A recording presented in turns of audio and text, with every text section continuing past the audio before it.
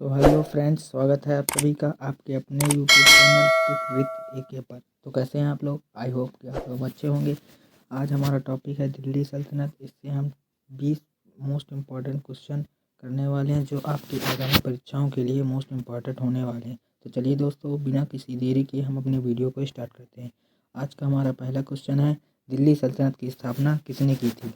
कुतुबुद्दीन ऐबक, इल्तुतमिश, अलाउद्दीन खिलजी या फिर मोहम्मद बिन तुगलक? तो इसका राइट आंसर है कुतुबुद्दीन ऐबक ने दिल्ली सल्तनत की स्थापना की थी। इसके बाद हमारा नेक्स्ट क्वेश्चन है कि कुतुब मीनार का निर्माण किसने करवाया था? ऑप्शन है कुतुबुद्दीन ऐबक, इल्तुतमिश, अलाउद्दीन खिलजी या फिर मोहम्मद बिन तुगलक।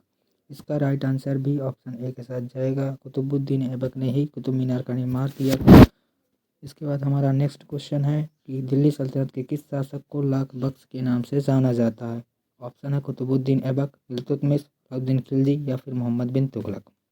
इसका राइट आंसर ऑप्शन ए है, कुतुबुद्दीन ऐबक को ही लाख बख्श के नाम से जाना जाता था। इसके बाद हमारा नेक्स्ट क्वेश्चन है, दिल्ली सल्तनत के किस शासक ने बाजार नियंत्रण की नीति लागू की थी? ऑप्शन है कुतुबुद्दीन ऐबक, इल्तुतमिश, अलाउद्दीन खिलजी या फिर मोहम्मद बिन तुगलक। इसका राइट आंसर है हमारा अलाउद्दीन खिलजी, ऑप्शन सी। इसके बाद हमारा नेक्स्ट क्वेश्चन है कि दिल्ली सल्तनत के किस शासक ने दौलताबाद को राजधानी बनाया था? ऑप्शन है कुतुबुद्दीन ऐबक, इल्तुतमिश, अलाउद्दीन खिलजी या फिर मोहम्मद बिन तुगलक। इसका राइट आंसर ऑप्शन डी है, मोहम्मद बिन तुगलक ने अपनी राजधानी दिल्ली से दौलताबाद बनाया था, जिसे हम देवगिरी के नाम से भी जानते हैं। इसके बाद हमारा नेक्स्ट क्वेश्चन है कि दिल्ली सल्तनत के किस शासक को संग्राम सिंहासन कहा जाता था?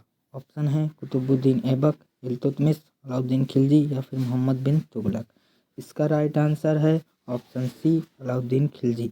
इसके बाद हमारा नेक्स्ट क्वेश्चन है कि दिल्ली सल्तनत के किस शासक ने सिकंदर ए की उपाधि धारण की थी? ऑप्शन है कुतुबुद्दीन ऐबक, इल्तुतमिश, अलाउद्दीन खिलजी या फिर मोहम्मद बिन तुगलक।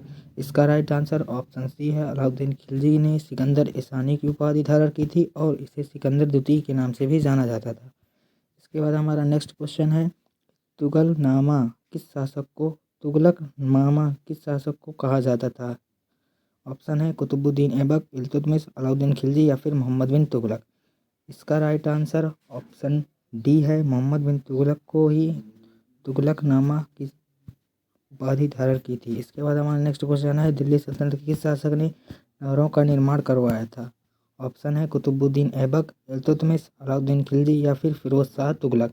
इसका राइट आंसर ऑप्शन डी है, फिरोज शाह तुगलक ने नहर बनवाए थे। इसके अलावा हमारा नेक्स्ट क्वेश्चन है, दिल्ली सल्तनत के किस शासक ने दीन ए इलाही धर्म की स्थापना की थी? ऑप्शन है कुतुबुद्दीन ऐबक, इल्तुतमिश, अलाउद्दीन खिलजी या फिर अकबर। इसका राइट आंसर ऑप्शन डी है, अकबर।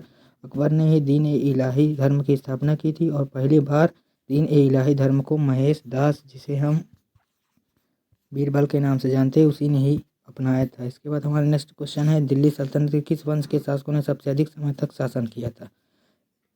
ऑप्शन है गुलाम वंश, खिलजी वंश, तुगलक वंश या फिर लोधी वंश। इसका राइट आंसर है हमारा तुगलक वंश, ऑप्शन सी के साथ। इसके बाद हमारा नेक्स्ट क्वेश्चन है, दिल्ली सल्तनत के किस शासक ने संगीत सेवन नामक पुस्तक लिखी थी? ऑप्शन है अमीर खुसरो, अमीर हसन, जियाउद्दीन बर्नी, इब्न बतूता।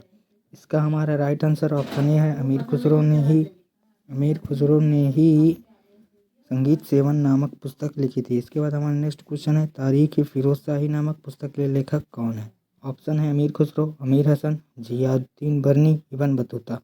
इसका हमारा राइट आंसर ऑप्शन सी के साथ जाएगा, जियाउद्दीन बर्नी ने तारीख फिरोज शाही की पुस्तक नाम लिखी थी। इसके बाद हमारा नेक्स्ट क्वेश्चन है कि रेहला नामक पुस्तक के लेखक कौन थे? अमीर खुसरो, अमीर हसन, जियाउद्दीन बर्नी या फिर इब्न बतूता। इसका हमारा राइट आंसर ऑप्शन डी के साथ जाएगा, इब्न बतूता ने ही रेहला नामक पुस्तक लिखी थी, जो कि मोहम्मद बिन तुगलक के समय आया था। मोरक्को का यात्री हुआ करता था इब्न बतूता। इसके बाद हमारा नेक्स्ट क्वेश्चन है, दिल्ली सल्तनत के किस शासक के दरबार में अमीर खुसरो रहते थे? ऑप्शन है कुतुबुद्दीन ऐबक, इल्तुतमिश, अलाउद्दीन खिलजी या फिर फिरोज शाह तुगलक। इसका हमारा राइट आंसर ऑप्शन सी के साथ जाएगा, अलाउद्दीन खिलजी के शासन में ही अमीर खुसरो रहते थे। इसके बाद हमारा नेक्स्ट क्वेश्चन है, दिल्ली सल्तनत के किस शासक ने साहिब ए किराम की उपाधि धारण की थी? ऑप्शन है कुतुबुद्दीन ऐबक, इल्तुतमिश, अलाउद्दीन खिलजी या फिर फिरोज शाह तुगलक। इसका राइट आंसर ऑप्शन ए के साथ जाएगा, कुतुबुद्दीन ऐबक। इसके बाद हमारा नेक्स्ट क्वेश्चन है, कि दिल्ली सल्तनत के किस शासक ने दौलताबाद शहर का नाम बदलकर मोहम्मदाबाद कर दिया था? ऑप्शन है कुतुबुद्दीन ऐबक, इल्तुतमिश, अलाउद्दीन खिलजी या फिर मोहम्मद बिन तुगलक। इसका राइट आंसर ऑप्शन डी के साथ जाएगा, मोहम्मद बिन तुगलक ने ही दौलताबाद शहर का नाम बदलकर मोहम्मदाबाद कर दिया था। इसके बाद हमारा नेक्स्ट क्वेश्चन है, दिल्ली सल्तनत के किस शासक ने बाजार नियंत्रण की नीति को समाप्त कर दिया था? ऑप्शन है कुतुबुद्दीन ऐबक, इल्तुतमिश, अलाउद्दीन खिलजी या फिर मोहम्मद बिन तुगलक। इसका राइट आंसर ऑप्शन डी के साथ जाएगा, मोहम्मद बिन तुगलक ने ही बाजार नियंत्रण को प्रणाली को बंद कर दिया था। इसके बाद हमारा नेक्स्ट क्वेश्चन है कि दिल्ली सल्तनत के किस शासक ने साहब ए इस्लाम की उपाधि धारण की थी? कुतुबुद्दीन ऐबक, इल्तुतमिश, अलाउद्दीन खिलजी या फिर फिरोज शाह तुगलक। इसका राइट आंसर ऑप्शन ए के साथ जाएगा, कुतुबुद्दीन ऐबक ने ही साहब ए इस्लाम की उपाधि धारण की थी। इसका बाद हमारा नेक्स्ट क्वेश्चन है, दिल्ली सल्तनत को किस शासक ने जजिया कर को समाप्त कर दिया था? ये आज का आपको होमवर्क होगा, आपको कमेंट बॉक्स में कमेंट करके बताना है ये आपकी क्लास कैसी लगी।